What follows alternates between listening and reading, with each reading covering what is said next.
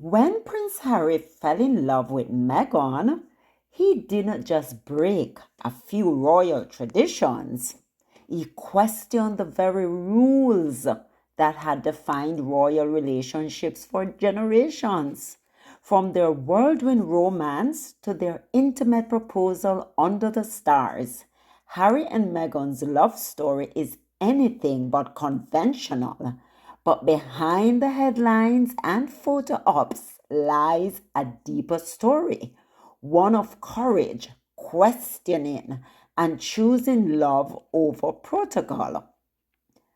For most of his life, Prince Harry lived under the shadow of strict, often unspoken royal rules. Rules about behavior, rules about appearances, and yes, rules about who you can fall in love with and how long you're allowed to love them before proposing. So when Meghan Markle entered his life in 2016, everything changed. Harry described himself in his memoir Spare from their first date, often hidden from the world. He knew. I told you the stars were aligned. These two were destined to be together, guys. These two had to be together. There was no if, buts, or maybe. She was the one. Meghan wasn't just a girlfriend. She was the one. That's Harry's soulmate right there, guys. Get with the program. Harry found his soulmate. After a private trip to Botswana, a country Harry holds close to his heart, he had what he called an epiphany. He wrote, I'd always told myself that there were firm rules about relationships, at least when it came to royalty.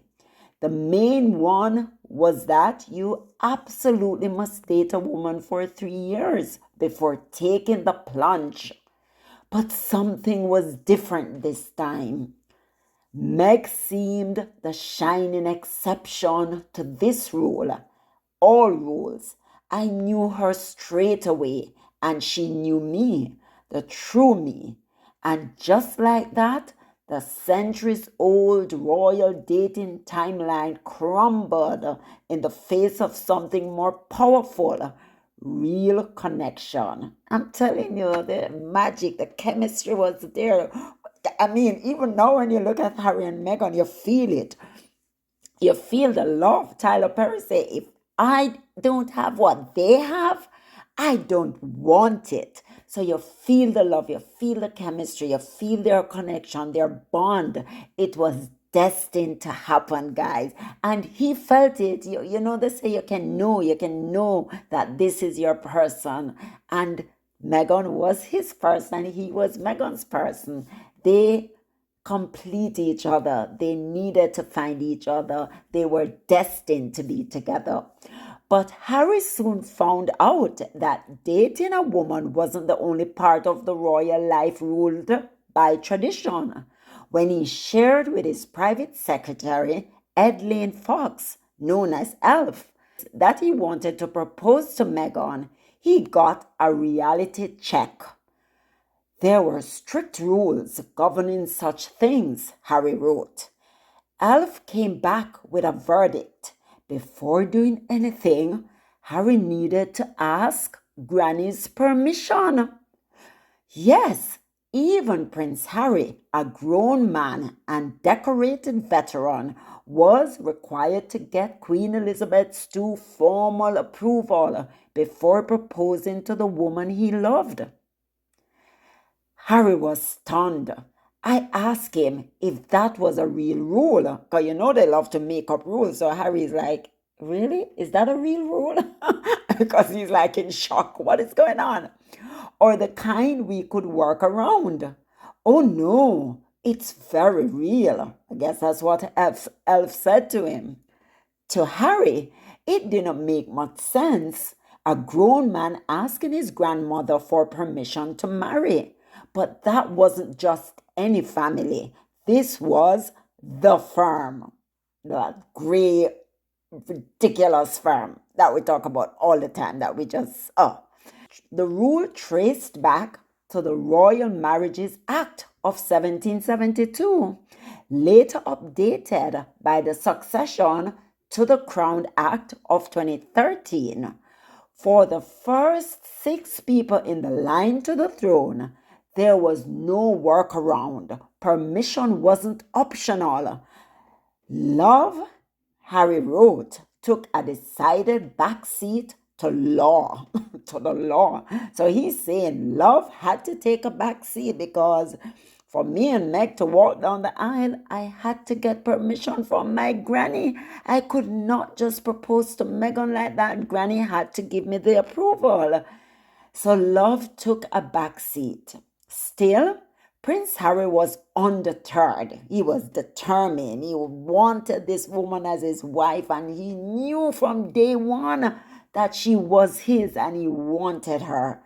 Despite the weight of royal expectations and centuries old rules, he planned a proposal that was deeply personal and uniquely them. On a quiet evening at Kensington Palace, Harry laid out a picnic blanket. Their rescue dog, Guy, wandered nearby. Unfortunately, we know Guy is no longer with us. Sweet Guy, we miss you. And with no cameras, no press, and no palace fanfare, he asked Meghan to marry him. And of course, she said yes. Without a doubt, Meghan said, I couldn't wait for him to ask me. I said yes. I said yes. So both of them felt it. Both of them wanted it. And that's the most important thing, right? Less than 2 years after they began dating, remember the rule. You have to wait 3 years. Harry was like, F that. I am definitely marrying this woman. I am not going to wait around for this woman. I want her to be my wife. I want her to be the mother of my children. I'm going to marry her and I don't care about any rules. I want Meg, and Meg is who I'm going to get, and Meg is what he got. So less than 2 years after they began dating, the world watched. Over 1 billion people watched them exchange vows at St. George's Chapel in Windsor on May 19, 2018. And of course, we know we have an anniversary coming up. It's coming up and we can't wait. When is it? 3 days from now. OMG, I can't believe 7 years these two have been married and just living a happy, healthy, beautiful life. For many, it was a royal wedding like no other. An American actress, a biracial bride, a black woman, a gospel choir. Stand by me. How could we forget that? Stand by me, and I'm telling you, with a living testimony of that wedding. If you go back and listen to the sermon, if you go back and listen to the music, it was destined for things to come. It was a premonition of what was to come. It was history in the making and a symbol of how the monarchy could evolve. Today, Prince Harry and Duchess Meghan live in Montecito, California with their 2 beautiful children, Prince Archie and Princess Lilibet. They have built a new life away from the harsh spotlight of royal protocol and closer to the values they hold dear: service, family, freedom, and most importantly, love. As they approach their 7th wedding anniversary, their bond remains strong. From formal state events to backyard barbecues, they continue to show the world what a modern royal couple can look like if they write their own rules. Prince Harry once questioned whether asking permission to marry the love of his life made sense.